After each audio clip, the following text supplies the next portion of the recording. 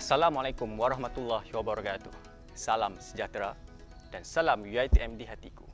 Saya Muhammad Syakir Zufari Nur Hisham selaku hos anda pada program CSI kali ini. Untuk pengetahuan anda semua, program ini disiarkan secara langsung di web TV UiTM Perak. Pada siri kali ini, kita akan membincangkan satu topik yang besar dan boleh dikatakan pentingnya dalam kehidupan seseorang manusia, iaitu minda positif. 3 orang ahli panel jemputan iaitu Ustaz Ahmad Aminuddin Sarun, Pegawai Hal Ehwal Islam Kanan, Abdul Rahman Ashraf Hairun Anwar, Kaunselor Pelatih, dan Encik Mio Muhammad Faiz Rayani, Pembantu Belia dan Sukan. Tanpa melengahkan masa, mari kita saksikan kupasan daripada Ustaz Ahmad Aminuddin mengenai tajuk minda positif dari aspek kerohanian. Jom kita saksikan. Assalamualaikum warahmatullahi taala wabarakatuh. Alhamdulillah, alhamdulillahirabbil alamin, wassalatu wassalamu ala sayyidina Muhammadin asyrafil mursalin, sayyidina maulana Muhammadin wa ala alihi washabihi ajmain. Subhanaka la ilma lana illa ma 'allamtana innaka antal alimul hakim wa la haula wa la quwata illa billahil aliyil azim. Alhamdulillah, syukur kepada Allah Subhanahu wa taala, di hari yang permai ini kita beri kesihatan, diberi nikmat Islam dan iman, dan insya-Allah moga nikmat-nikmat yang kita perolehi ini kita lebih mendekatkan diri pada Allah Subhanahu wa taala. Sedang penonton sekalian, alhamdulillah kita diberi kesempatan oleh Allah SWT menghadiri kehidupan harian kita. Dan pada hari ini topik akan saya kupas adalah mengenai positive mind ataupun pemikiran yang sehat dari sudut Islam. Kita setiap hari menghadapi berbagai-bagai keadaan. Ada masa kita menghadapi kenikmatan, ada masa kita menghadapi ujian, ada masa kita penuh dengan ketaatan, ada masa kita menghadapi kemaksiatan atau melakukan dosa. Jadi dalam apa-apa yang kita hadapi ini, kadang-kadang perasaan kita akan menghadapi perasaan. Ada masa perasaan yang positif, ada masa perasaan yang negatif. Ada kala kita merasa sedih, ada masa kita merasa marah, ada masa kita merasa takut, dan ada masa kita perasaan gembira, kita perasaan suka, kita perasaan dicintai. Dan semua perasaan-perasaan ini adalah hasil daripada pemikiran kita, daripada minda kita. Bagi seorang Muslim, Allah SWT memberi berita gembira pada kita. Bagaimana keadaan seorang Muslim itu menghadapi keadaan-keadaan begini. Dipetik daripada hadis Rasulullah SAW. Rasulullah SAW sabda, "Ajaban li amril mu'min in amarahu kullahu khairun walaysa zaka li ahadin illa lil mu'min in asabathu sarra syakara fakana khairun lahu wa in asabathu darra sabara fakana khairun lahu." Hadis ini hadis riwayat Muslim. Sesungguhnya amat menakjubkan urusan orang Muslim ini, orang mukmin ini. Semua urusan baik bagi dia. Hal ini tidak didapati kecuali hanya orang mukmin. Apabila dia dapat kesenangan, dia akan bersyukur. Maka itulah merupakan kebaikan bagi orang mukmin. Dan sebaliknya, apabila dia ditimpa kesusahan, dia akan bersabar. Maka yang demikian itu merupakan kebaikan baginya.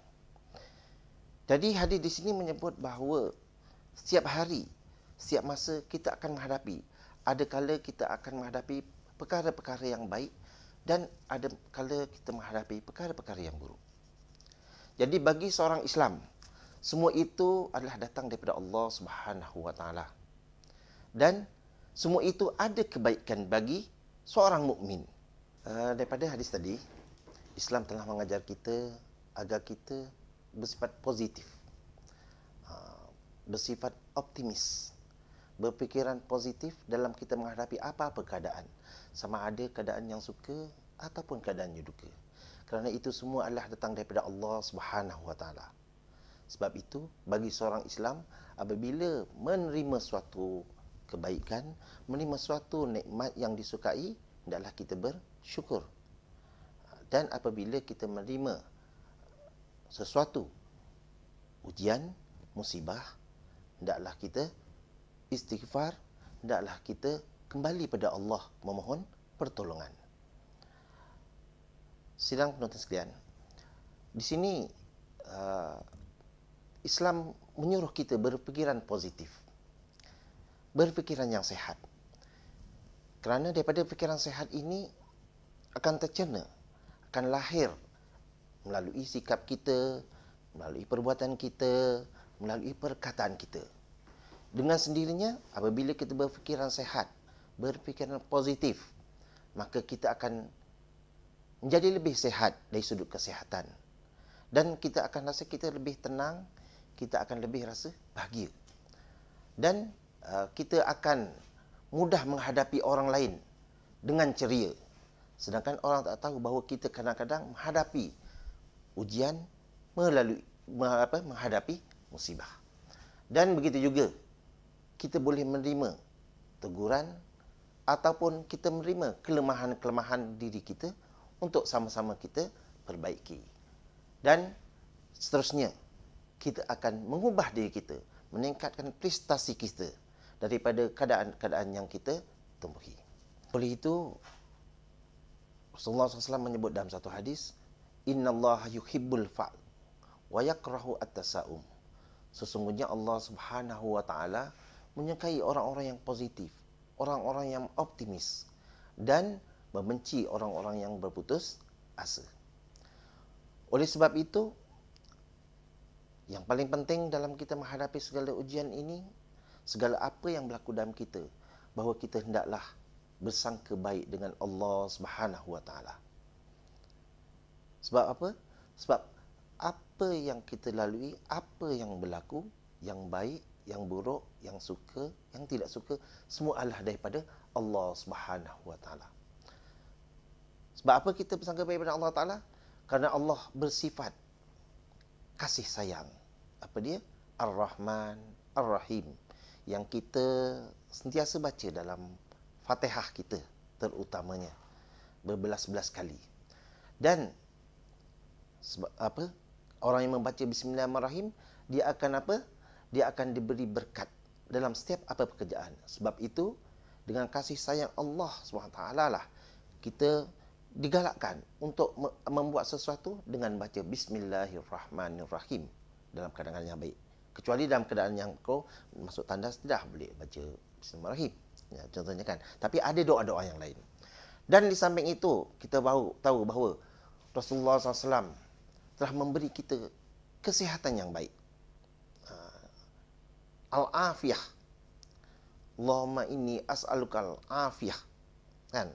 Yang selalu kita doa, Allahumma inni as'alukal afwa wal afiyah fid din wad dunya wal akhirah.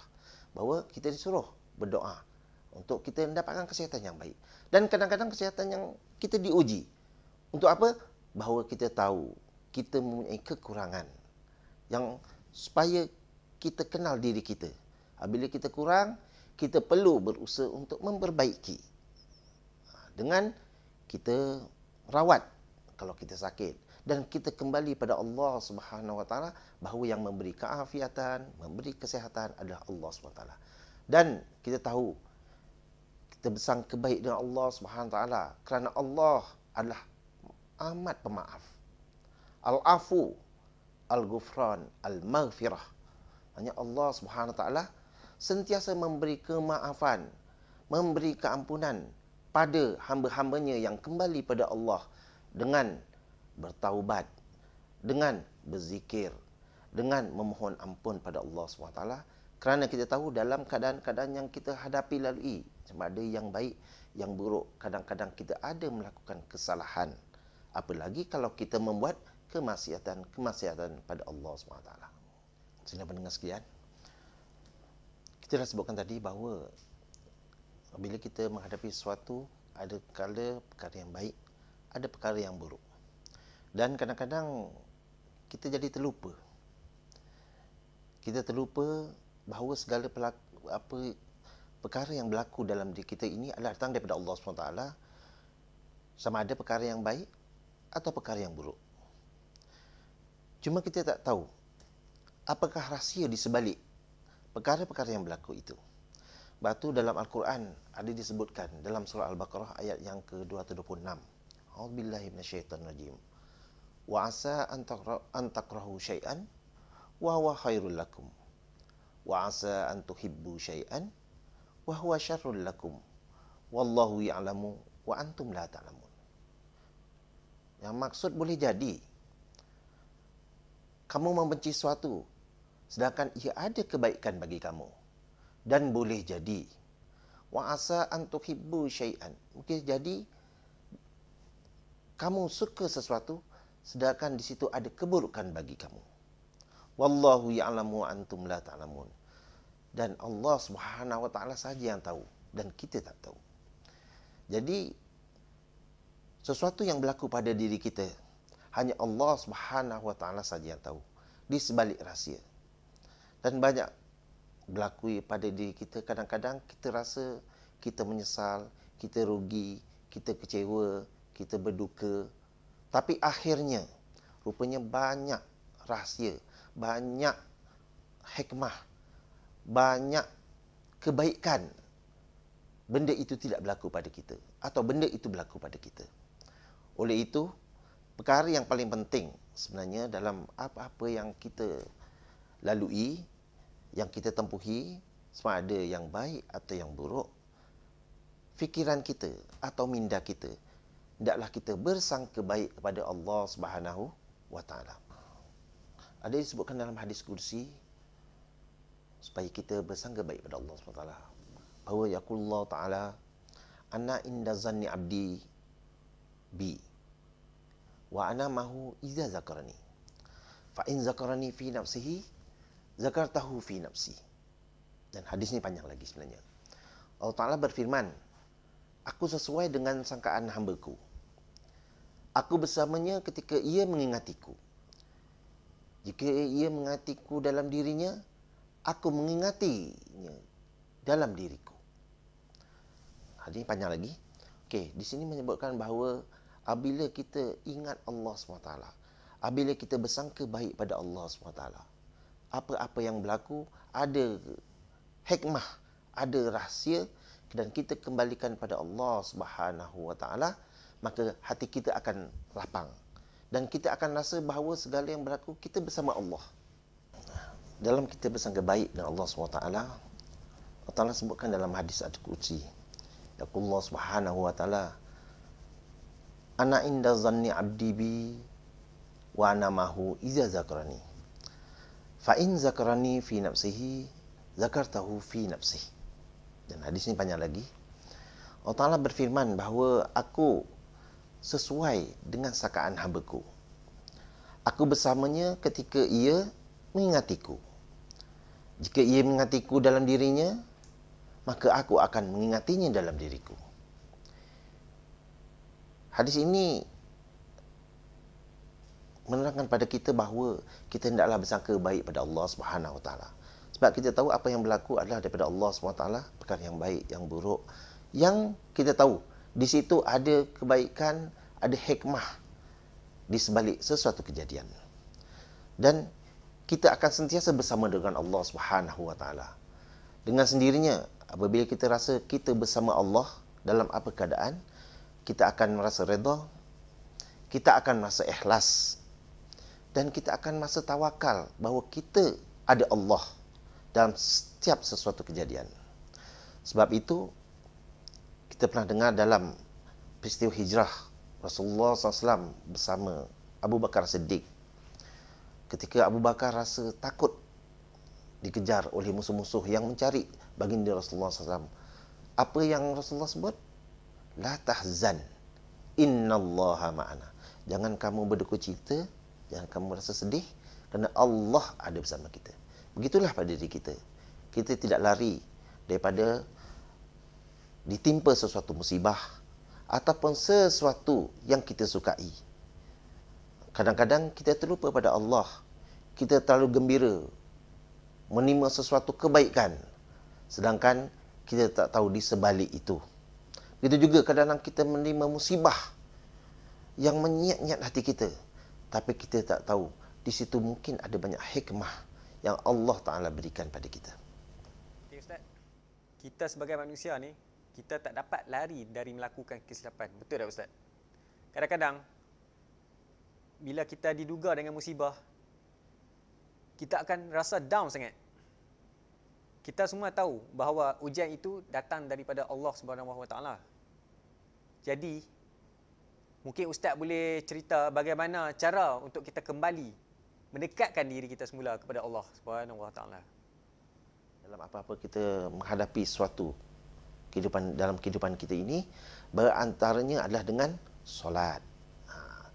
Sebab dengan solat ini adalah di antara cara kita dekat daripada Allah SWT.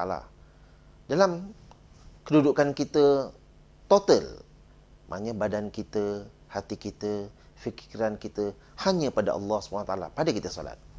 Sebab itu Allah Ta'ala sebut dalam surah Al-Baqarah ayat yang ke-153, A'udzubillahi minasyaitonirrajim, wasta'inu bis-sabri was-salah wa innaha lakabiratun illa 'alal khashiin. Dan mohonlah pertolongan dengan sabar dan solat. Sungguhnya dia adalah berat kecuali orang-orang yang khusyuk. Jadi apabila berlaku sesuatu, sebenarnya kita dekat daripada Allah SWT dengan sembahyang. Bila kita dengan sembahyang, kita rasa hanya kita adalah hamba yang dhaif. Hamba yang tidak memiliki kekuatan untuk menolak segala takdir Allah SWT. Sama ada yang baik atau yang buruk. Sama ada kejadian yang kita sukai atau kejadian yang tidak kita sukai. Sebab itu kita hanya mengadu pada Allah SWT. Sebab kadang-kadang jiwa kita kering, jiwa kita sedih, jiwa kita kecewa. Tapi kita rasa kita ada Allah SWT. Dengan kita bersolat. Selain itu, kita bersabar. Sebab dengan solat inilah kita dekat dia Ta'ala, terutama dalam waktu sujud. Sebab itu kita boleh sembahyang apa-apa. Kita boleh sembahyang antara sembahyang hajat kalau mohon sesuatu. Mungkin kita buntu, mungkin kita boleh sembahyang istikharah. Mungkin kita nak dapatkan amal yang banyak, mungkin banyak solat-solat yang digalakkan dalam Islam. Dan dalam solat itulah banyak doa-doa. Di antara doa-doa yang menurut pada kita untuk kita dapat manfaat menghadapi kehidupan kita ini. Bila-bila lagi kalau kita waktu subuh, kita tak tahu apa yang akan kita hadapi pada satu hari itu. Sebab tu kita minta terutamanya dalam doa kunut. Allahumma hdini fi man hadait wa afini fi man hadait. Jadi dengan solat. Selain itu, yang kedua antaranya dengan zikir pada Allah SWT. Apa maksud zikir? Kita ingat Allah SWT. Sebab tu Allah sebutkan apa dalam Al-Quran, ala bizikrillahi tatmainnul qulub. Hanya dengan berzikir itu akan hati kita jadi tenang. Sebab hati kita ni Allah yang pegang, Allah yang kasih, Allah yang beri. Kita tidak boleh cari ubat gembira, duka, sedih. Sebab itu hanya Allah yang beri. Sebab itu kalau kita mengingati Allah, Allah Ta'ala akan beri hati kita. Hati kita yang tenang, hati kita yang lapang, hati kita yang gembira. Walaupun kita diselubungi masalah. Tidak kita buntu, tidak kita kecewa, tidak kita frust, tidak kita hilang pertimbangan yang akan memudaratkan pada diri kita sendiri. Dan banyak zikir-zikir yang diajar oleh Rasulullah SAW. Sebab itu dalam setiap keadaan kita ada zikir-zikir tersendiri. Kalau kita baca Al-Azkar karangan Al-Imam Nawawi, daripada maknanya kita mula tidur hingga balik tidur semula penuh dengan zikir. Supaya apa? Maknanya apa yang kita lakukan dalam kehidupan kita tidak lari daripada kita ingat Allah SWT, sebab dia yang memberi sesuatu. Okay. Selain itu, kita berdoalah. kita digalakkan berdoa. Tadi dalam sebut bahawa solat itu pun doa. Bahawa ada doa-doa yang sendiri. Sebab tu digalakkan pada kita, mungkin kita ada kecewa, kita ada duka, kita akan rasa lemah, kita fed up. Kan? Banyak doa-doa yang diajar oleh Rasulullah SAW. Dan biasa kita pernah dengar doa, Allahumma inna na'udzubika minal hammi wal hazan, wa na'udzubika minal ajzi wal kasal, wa na'udzubika minal jubni wal bukhl, wa na'udzubika min ghalabatid daini wa qahri rijal. Inilah yang kita hadapi dalam kehidupan kita. Allahumma inni a'udzubika, ya Allah ya Tuhanku, jauhkanlah kami kan Allah minal hammi wal hazan, daripada kesedihan dan daripada duka lara, duka cita. Wa na'udzubika minal azzi wal kasal, dan jauhkanlah kami daripada rasa rasa lemah, wal kasal, dan rasa malas. Wa na'udzubika minal jubni wal bukhl, dan jauhkanlah kami daripada sifat penakut dan juga sifat bakhil, kedekut. Wa na'udzubika min ghalabatid dain wa qahri rijal, dan jauhkanlah kami daripada bebanan hutang dan juga daripada penindasan oleh orang-orang yang nak menindas. Sebenarnya ini, maknanya kita ada kekecewaan kita dari sudut dalaman, kejiwaan. Ada kadang-kadang daripada luaran, macam tadi. Ada kadang-kadang daripada kesempitan hidup, hutang, apa semua. Kadang dalam diri dengan takut, dengan sedih, dengan apa. Sebab itu, diajarnya doa-doa ini supaya apa?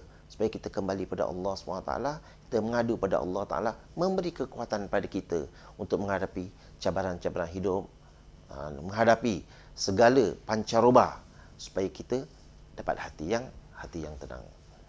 Selain itu, dalam Al-Quran pun ada sebut, amman yujibul muttarra idza da'ah wa yaksifus su'. Siapakah yang boleh memperkenankan doa orang-orang yang dalam kesulitan dan yang boleh menghilangkan kejahatan. Di sini Allah Ta'ala menyebut bahawa hanya Allah saja yang dapat menghilangkan segala kesulitan-kesulitan kita dan kedukaan-kedukaan kita. Okay.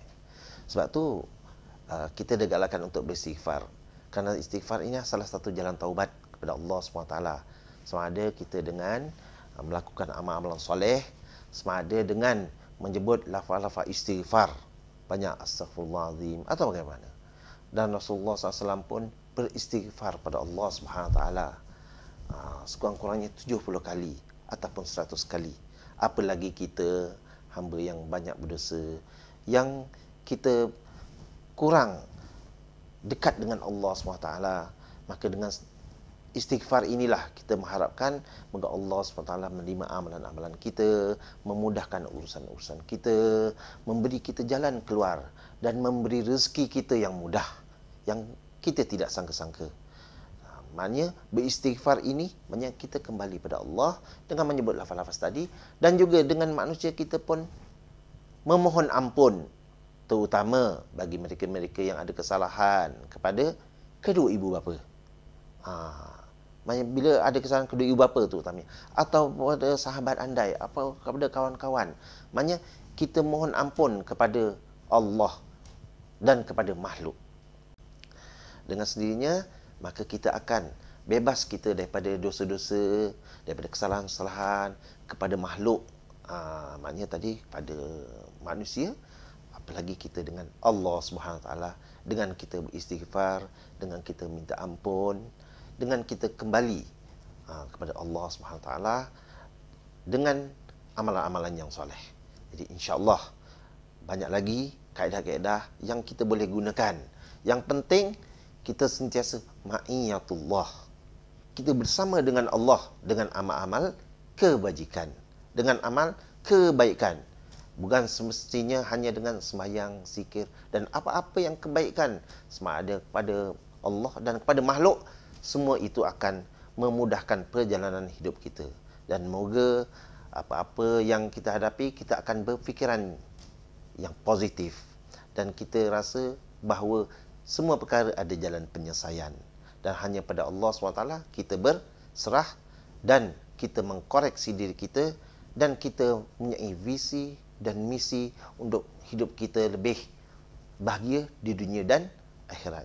Sebab tu kita selalu berdoa, Rabbana atina fid dunya hasanah wa fil akhirati hasanah wa qina azabannar.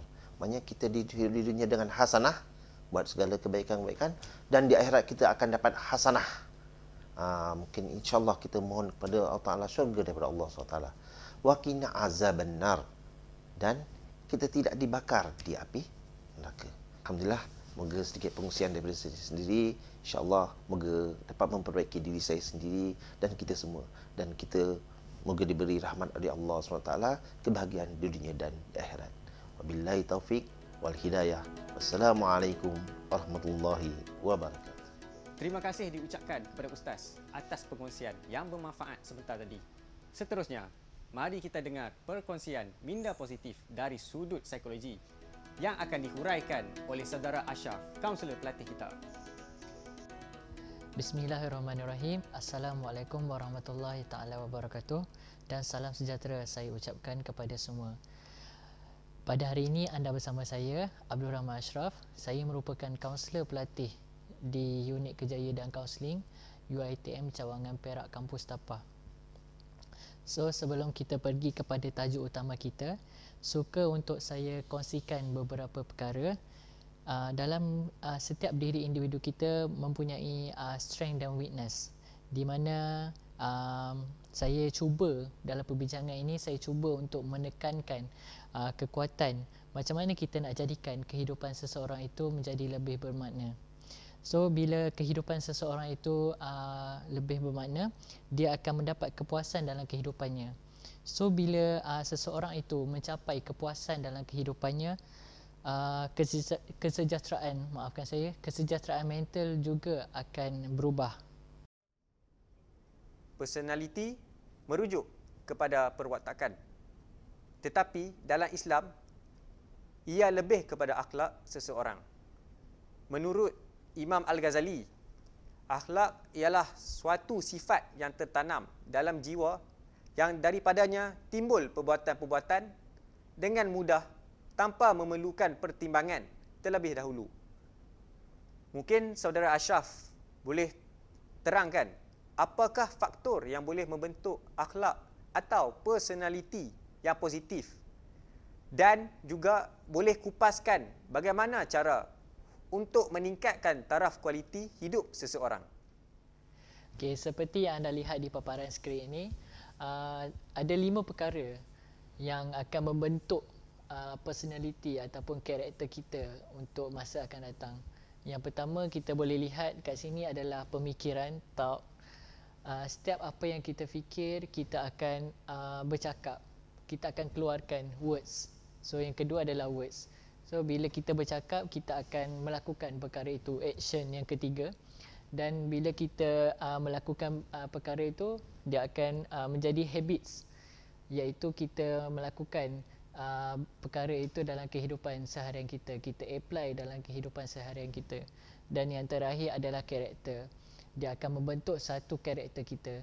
So 5 elemen ini akan membentuk satu karakter kita untuk masa akan datang.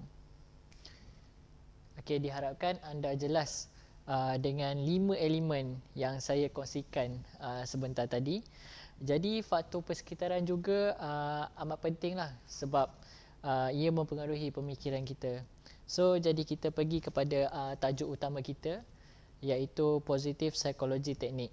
So dekat sini saya ingin kupaskan 3 perkara. So kita pergi kepada perkara yang pertama, iaitu gratitude journal.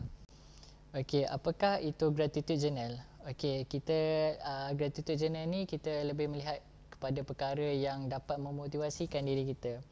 So seterusnya ia dapat memberi kesan pada mental health kita. Itu yang penting sekali. Okey, so dalam poin yang pertama ini kita dapat kurangkan kita punya tekanan, Yang kedua adalah kita dapat meningkatkan kebahagiaan kita. Dan yang ketiga adalah kita dapat meningkatkan keyakinan diri kita. Okey, gratitude journal ni dia berkenaan dengan apa? Okey, ia boleh juga melibatkan orang, boleh melibatkan pekerjaan, boleh melibatkan kawan-kawan dan keadaan sekeliling kita, apa yang kita dapat. Okey, sebelum tu macam mana kita nak membuat journal ni? Okey, kita boleh ambil masa dalam 10 hingga 20 minit. Kita luangkan dalam masa sehari untuk kita menulis perkara yang dapat memotivasikan diri kita pada hari ini. Saya harap anda faham berkenaan dengan poin kita yang pertama tadi, iaitu gratitude journal. So kita boleh menulis perkara yang dapat memotivasikan diri kita. So kita tidak perlu bergantung sangat dengan penulisan kita itu. Kita boleh je bebas bila kita nak menulis. Kita boleh je cari bila-bila masa untuk kita menulis. Tak kisah menulis sama ada di telefon bimbit, dalam notes ataupun dekat dalam kertas. Okey, so kita pergi kepada poin kita yang kedua, iaitu gratitude visit. So apa yang dimasukkan dengan gratitude visit ni?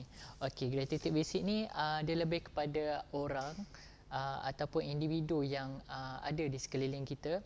Kita fikir tentang seseorang yang memberi kesan yang positif kepada hidup kita, ataupun seseorang itu memberi impak yang besar, sangat besar dalam diri kita.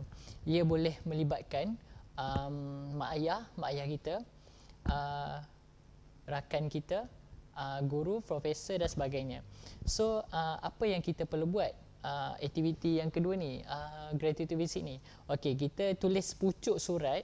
Kita tuliskan perkara apa yang memberi impak yang besar dalam diri kita. Kita lihat dia, perkara apa yang dia buat yang memberi impak yang besar dalam diri kita. Sebagai contoh, saya memilih guru saya. So saya tengok guru saya, dia mengajar saya sampai saya berjaya, sebagai contoh.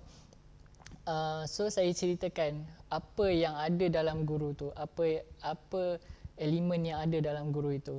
So kita tuliskan perkara tersebut. Okey, kita boleh tuliskan 3 hingga 5 perkara yang memberi impak yang besar dalam diri kita. So kita kena tanya pada diri kita sendiri, mengapa kita jadikan guru itu contoh yang terbaik dalam hidup kita? Mengapa kita jadikan guru itu inspirasi dalam diri kita? So kita tuliskan perkara tersebut. Kalau boleh kongsikan ataupun berjumpa dengan beliau, kemudian kita kongsikan, kita luahkan apa yang kita rasa. So dekat situ kita dapat lihat kekuatan kita, kelemahan kita. So kita boleh polish kekuatan kita untuk menjadi lebih berjaya. Okey, saya harap anda jelas dengan poin yang pertama dan yang kedua yang saya bentangkan sebentar tadi. So kita pergi kepada poin kita yang terakhir, iaitu developing meaning. Okey, untuk elemen yang terakhir ini, developing meaning, aktivitinya berbeza dengan poin yang pertama dan yang kedua tadi. So saya akan terangkan bagaimana kita nak buat aktiviti developing meaning ni. Okey, so dekat tangan saya ada sehelai kertas di mana dia menulis kat sini life story, the past, the present and the future. So dekat sini kita menulis perkara yang lepas, apa yang terjadi dalam diri kita, pada diri kita. So kita lihat balik kekuatan dan kelemahan yang kita ada. Okey, tadi kita lihat, saya kupaskan perkara yang lepas. So kita pergi kepada perkara yang sekarang, yang berlaku sekarang. So bila kita dah menulis perkara yang lepas, apa kelemahan, apa kekuatan kita, so kita mungkin boleh memperbaiki di masa sekarang. Seterusnya kita juga boleh membaiki untuk masa akan datang. So kualiti ataupun kehidupan seharian kita itu akan menjadi lebih bermakna. Seterusnya, mental health kita pun akan berubah. Okey, saya dah terangkan ketiga-tiga teknik ni, gratitude journal, gratitude visit dan juga developing meaning. So, saya harap anda semua jelas dengan penjelasan saya sebentar tadi, dan setiap teknik ni mempunyai aktiviti yang berbeza. So, saya harap anda semua boleh apply dalam kehidupan seharian anda supaya kehidupan anda akan lebih berkualiti pada masa akan datang. So, sekian saja dari saya. Assalamualaikum. Bagaimana kupasan yang dihuraikan sebentar tadi? Diharap anda semua jelas dan faham apa itu minda positif dari perspektif psikologi. Kalau nak tahu juga, senaman boleh mempengaruhi pembentukan minda positif. Untuk itu, mari kita saksikan video seterusnya yang akan disampaikan oleh Encik Faiz.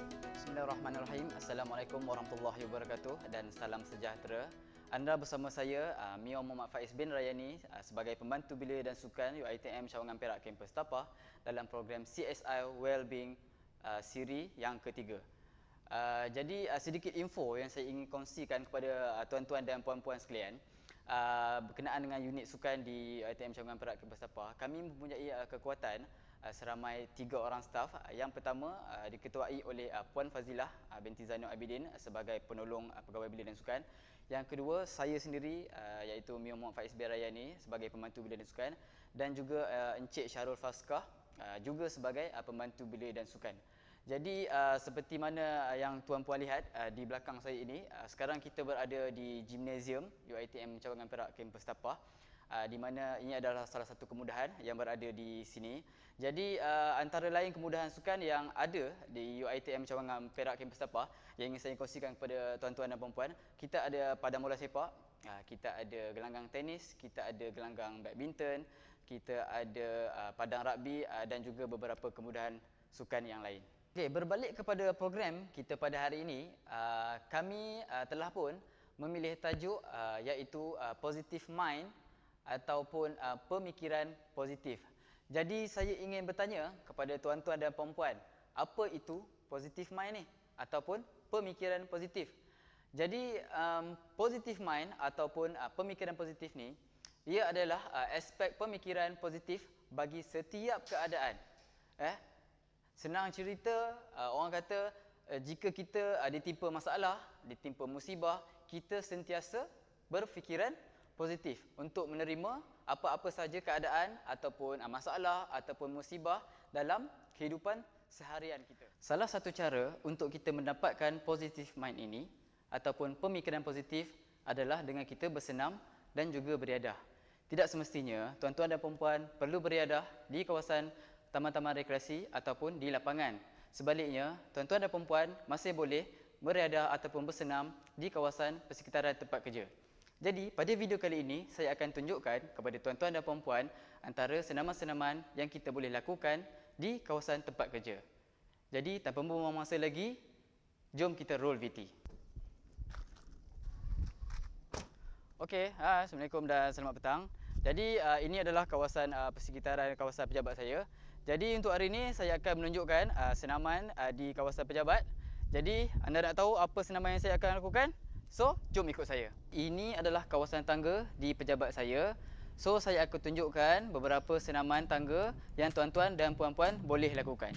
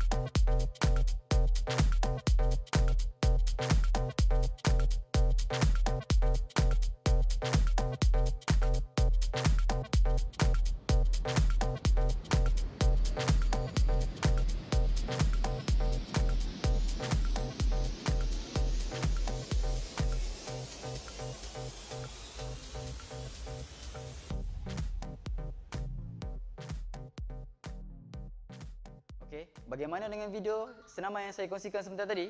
Tuan-tuan dan puan-puan sudah bersedia untuk melakukan aktiviti ini sebagai aktiviti harian? Saya berharap tuan-tuan dan puan-puan dapat melakukan aktiviti ini untuk mengekalkan ataupun untuk mendapatkan kesihatan, kecergasan, seterusnya memperoleh sifat positif mind ataupun pemikiran positif. Jadi sekian saja daripada saya, Mia Muhammad Faiz bin Rayani, pembantu Bilik dan Sukan UiTM Cawangan Perak Kampus Tapa, dan diharapkan kita berjumpa lagi di masa akan datang. Sekian, Assalamualaikum warahmatullahi wabarakatuh. Selesai sudah perkongsian kita hari ini mengenai topik minda positif atau positive mind. Terima kasih diucapkan kepada ketiga-tiga panel yang telah memberikan ulasan mengikut perspektif masing-masing. Saya, Muhammad Shakir Zufairi Nur Hisham, mengucapkan ribuan terima kasih kepada yang menonton program CSI Wellbeing UiTM Cawangan Perak siri ketiga. Jumpa di siri yang akan datang. Sekian, Assalamualaikum warahmatullahi wabarakatuh.